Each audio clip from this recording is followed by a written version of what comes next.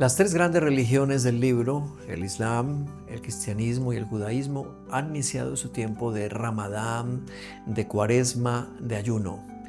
Vale la pena reflexionar sobre cómo Jesús convirtió el ayuno en un camino de perfección. De manera que quédense hasta el final para que miremos cuál es el camino que recorre Jesús.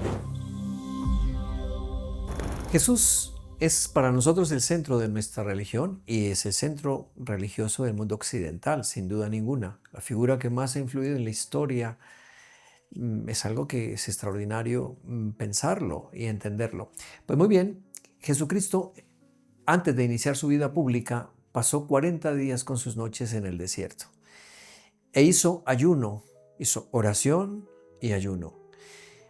Ambos elementos son importantes para tenerlos en cuenta porque para nosotros los católicos la Cuaresma que hemos empezado se caracteriza por ayuno, oración y limosna. La palabra limosna podríamos perfeccionar un poco el concepto y decir caridad, ¿no? Es la palabra caridad, es como más cristiana. Pero también hay que reconocer también la importancia del Islam, como el viaje de Mahoma de la Meca a Medina, esa peregrinación, se convierte para el Islam en un camino de perfeccionamiento, un camino de conocimiento, un camino de entrar en la vida espiritual. Y los 40 años de la vida en el desierto que vivieron los judíos, pues se convierte también en el tema del Yom Kippur, del día de la salvación, el día del perdón, y también el día del ayuno, del arrepentimiento y de una vida nueva. Para nosotros Jesús, cuando se enfrenta al mundo del desierto, y el desierto es un espacio que tiene un carácter religioso, quiere experimentar la existencia humana en todas sus consecuencias, es decir, cómo la existencia humana tiene unos límites, unos resortes interiores que podrían romperse frente a situaciones límite, frente a situaciones que nos ponen contra las cuerdas, diríamos hoy día.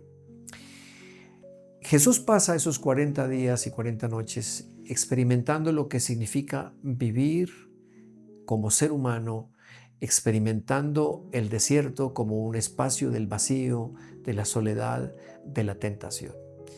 Y es allí donde es importante recordar entonces que Jesús estuvo en el desierto antes de su vida pública, de iniciar su vida pública.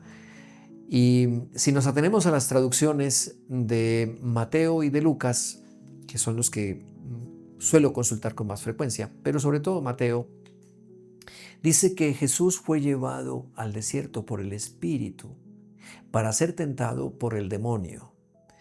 Miren bien que hace parte del proyecto del reino de Dios.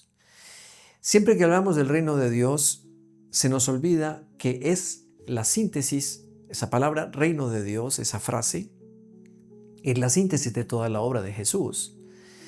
Jesús viene a traer el reino de Dios. Y ustedes dirán, ¿pero qué es el reino de Dios? Son cosas muy simples. La primera, que Dios existe. La segunda, que Dios es capaz de intervenir en el mundo material. Y la tercera, en este mundo material. Y la tercera, que Dios es el Padre de todos los hombres. Esos tres elementos componen el reino de Dios. Que Dios existe, es decir, vengo en nombre de mi Padre. Mi Padre y yo somos uno. Pero también Dios interviene en el mundo material y lo hizo a través de los milagros, pero lo hace a través de la divina providencia, es decir, esa asistencia que Dios tiene de nuestra existencia, que no nos deja solos o no nos abandona. Los milagros de Jesús, el tocar, el devolver la vista a los ciegos, el animar a aquel que está muerto y lo resucita, en el caso de Lázaro, por ejemplo. Esos gestos de Jesús que son físicos y que San Juan pone de una manera extraordinaria en su evangelio, hace unos 7 signos importantes, es Dios que interviene en el mundo material. Este mundo en el que nosotros habitamos, este mundo que está condicionado, incluso recordando un podcast reciente, por la física cuántica. Es decir, que los fenómenos de la naturaleza y del mundo, Dios toca a través de Jesús de una manera directa la enfermedad, el dolor, el hambre, la muerte. Y finalmente, el tercer elemento del reino de Dios es que Dios es el Padre de todos los hombres. Es decir, que todos los hombres deberíamos juntarnos mirando hacia una misma dirección, que es la bondad, que es la justicia, el que todos logren realmente sentarse a la mesa, el que todos logren desarrollar su inteligencia, el que todos sean capaces de vivir una vida plena, una vida llena no solamente del amor divino, sino del amor humano. Jesús entra al desierto y en el desierto el tentador, que vamos a decir una palabrita sobre él, tiene la intención de separar a Jesús de su misión. Si nos remontamos a los primeros capítulos, al capítulo 3 del Génesis, el tentador separa a nuestros primeros padres, como los llamamos nosotros en la catequesis, de servir a Dios, de gozar de su compañía, de ser amigos de Dios, de disfrutar de ese mundo que Dios pone para ellos. Aquí nos encontramos que el tentador quiere quitarle a Jesús su condición de hijo. Y por eso le plantea 3 acertijos, 3 tentaciones que tocan directamente su condición de profeta que viene a hablar del reino. Ya sabemos cuál es el contenido del reino. Pero de profeta que viene a mostrar que hay una conexión profunda entre Dios, que es su Padre, y él. La primera tentación, cuando Jesús siente hambre, el tentador se le acerca y le dice: si eres hijo de Dios, di que esta piedra se convierta en pan. Esa es la traducción de Lucas. En el Evangelio de Mateo lo encontramos un poco variado. Dice: si eres hijo de Dios, di que estas piedras se conviertan en panes. Esta primera tentación tiene que ver con algo que Jesús responde. No solo de pan vive el hombre, sino de toda palabra que sale de la boca de Yahvé. Miren bien que en la respuesta Jesús nos está diciendo cómo es el alcance de la tentación que está sufriendo, pero atención, que podríamos aplicar para nosotros también el valor de esa tentación. El pan es expresión de vida. El pan es expresión de todas las necesidades biológicas que tenemos. Pero atención, no hemos venido al mundo solo a resolver nuestras condiciones biológicas, nuestras necesidades biológicas. Hemos venido al mundo a encontrar otros tipos de pan. Si el pan es fundamentalmente el signo de nuestras necesidades biológicas, habrá un pan para la inteligencia, habrá un pan para la capacidad de relacionarnos, habrá un pan para el amor. Jesús nos está diciendo que no deberíamos vivir solo por vivir, que no vale la pena mantenernos en la mera vida, vivir por vivir, que es lo que nos está sucediendo al presente. Queremos más años, queremos más tiempo. ¿Para qué? ¿Para estar vivos? ¿Para sostenernos en la vida? ¿Para seguir diciendo estoy vivo? Habría que hacerse esa pregunta porque fue la pregunta fundamental que nos hicimos en la pandemia. ¿Para qué quiero vivir? ¿Qué es lo que realmente hace que vivir sea importante? Porque hicimos un esfuerzo enorme por sobrevivir. Hicimos un esfuerzo enorme por estar vivos por encima de aquellas cosas que se pusieran en el camino. De hecho, mucha gente murió sola porque sus parientes lo abandonaron o los abandonaron. Cada persona quería era salvar su vida biológica.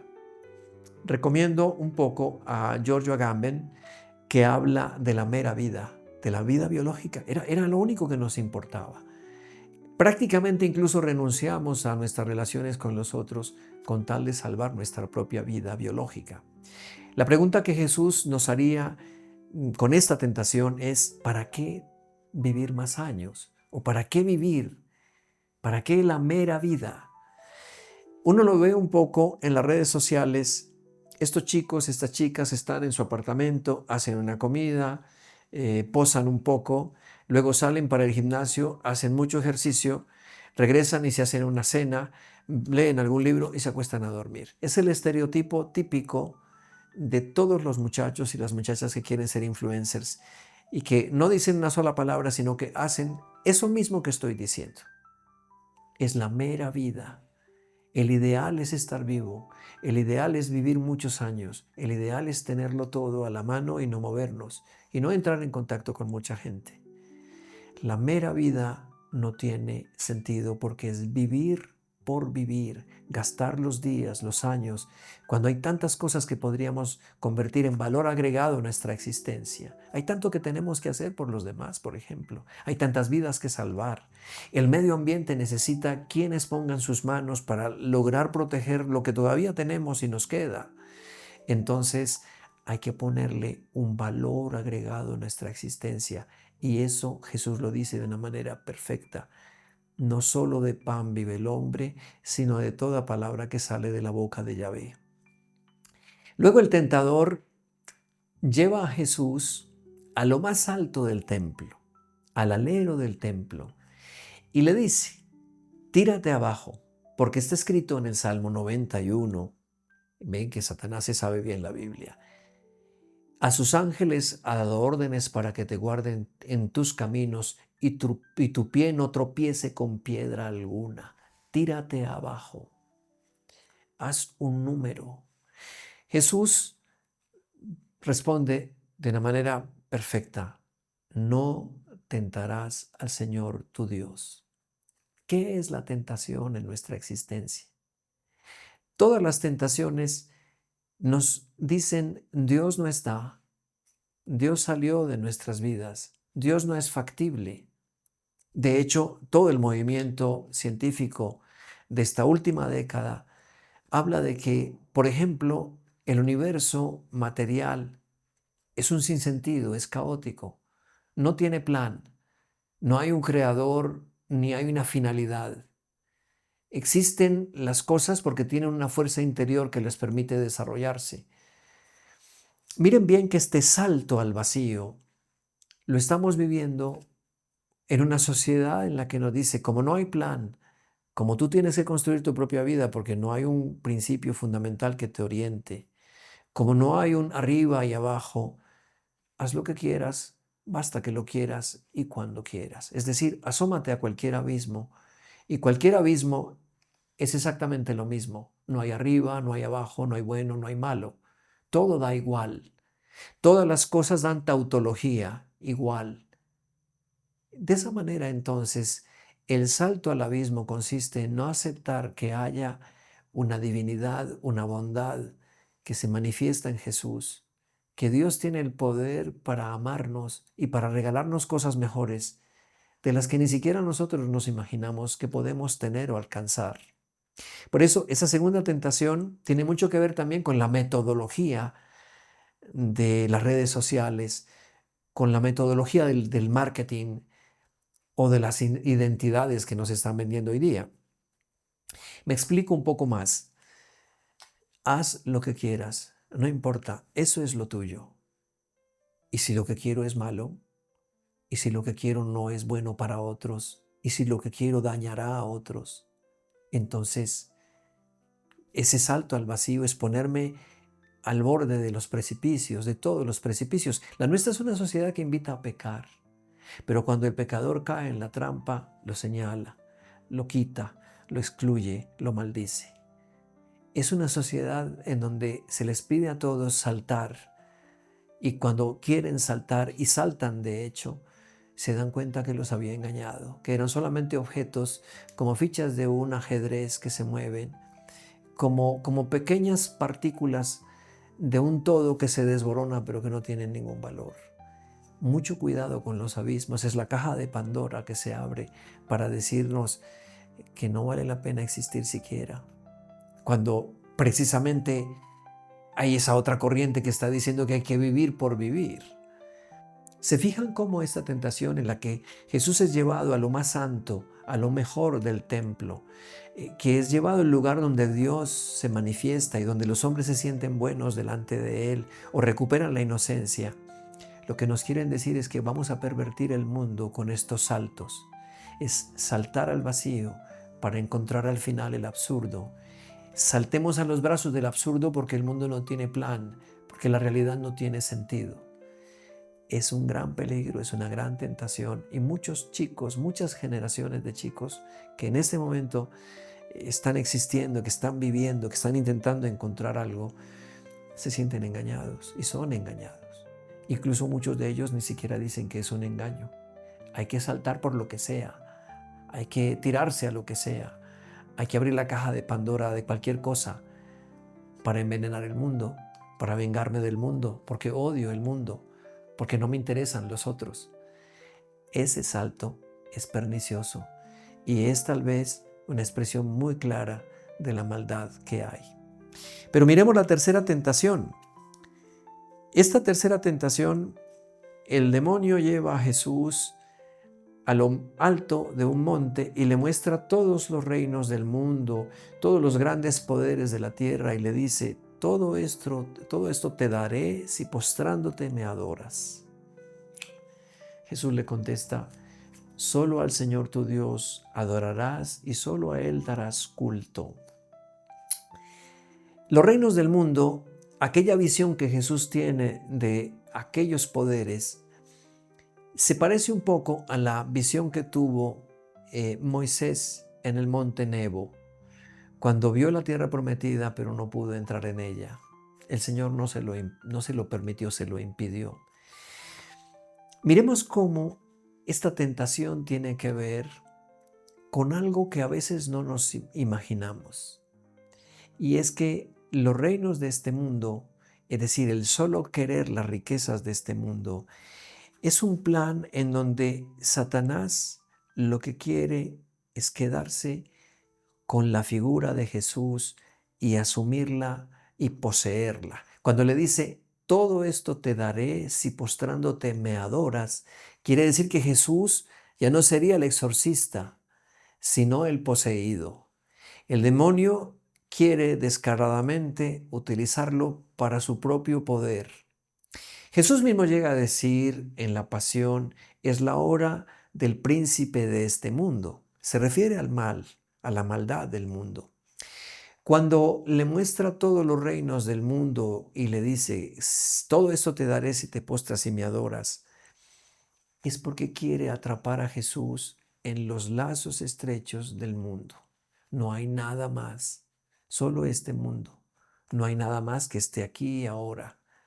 No importan todas las otras cosas. Aprovecha para que seas mío y conmigo gobernemos el mundo.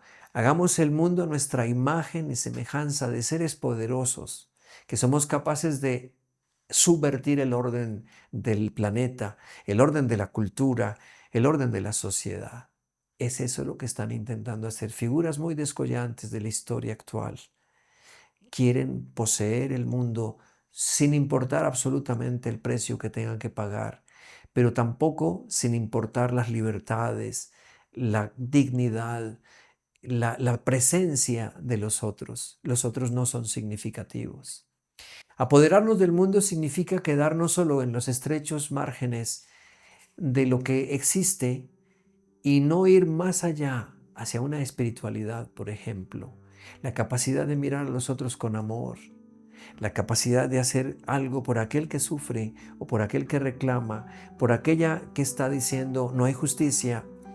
Hay sociedades enteras aprisionadas, tomadas como rehenes de regímenes totalitarios, de regímenes poderosos, en donde ellos se sienten los dueños del mundo. Uno piensa, por ejemplo, en los miles de millones de personas que viven en la China y que sin embargo viven desinformadas. No tienen la habilidad para comprender qué está realmente pasando fuera de las fronteras de su inmenso país. Pero está pasando igualmente con Rusia. La desinformación ha sido fatal. Los rusos creen que esta guerra es buena y necesaria. La inmensa mayoría lo cree. Y ¿por qué no decir también de los Estados Unidos? En este momento de la historia en donde lo que importan no son las pobres gentes de Gaza, cuyo país fue destrozado, cuya tierra fue arrasada, y llega a decir, ya sabemos quién, quitemos la gente y hagamos una riviera turística. Son los poderes de este mundo. Los poderes de este mundo no tienen límite y no tienen un solo rostro, tienen múltiples rostros. La mafia, la droga, la prostitución y esos poderes que se incluso infiltran en las principales instituciones religiosas, políticas, económicas de la sociedad. Es la hora y es el poder del mal. Y por eso, cuando Jesús dice, solo al Señor darás culto, solo a Él adorarás, nos está diciendo, queda una luz. Hay una luz en medio de tanta oscuridad, una pequeña luz. La luz de Dios que parece que se apagara, que parece que fuera agónica, sin embargo, es radiante y poderosa en la sencillez y en la pequeñez de los gestos. El amor se convierte entonces en una fuerza que tiene que transformar el mundo. Si el mundo solo va a seguir siendo el escenario de esos grandes poderes, ellos acabarán con el mundo, pero se quedarán sin nada. Porque lo más relevante del mundo no son los beneficios que vienen de los hidrocarburos o de las tierras raras o de lo que haya que explotar del mundo para comérnoslo entero. Lo más importante del mundo es la bondad y la compasión de los hombres, la serenidad que da la ternura, la bondad que da un gesto tan sencillo como un abrazo. Es volver a recuperar esa pequeña luz de Dios que a veces parece agónica, que a veces parece opacada por estos poderes enormes que hacen mucho ruido y que solo quieren pisotear el mundo entero para alcanzar su propio beneficio. Las tres tentaciones, pues, nos conducen a una reflexión profunda sobre la sociedad que nos es contemporánea. Jesús vive el ayuno, pero nos anima a seguirlo muy de cerca con nuestra propia oración y nuestro propio ayuno. Yo quiero invitarlos para que hagan en sus propias vidas un espacio importante para Jesús y sus palabras. Ahí está la sabiduría que podría salvar el mundo. Muchas gracias por estar ahí y espero que esta reflexión les haya servido.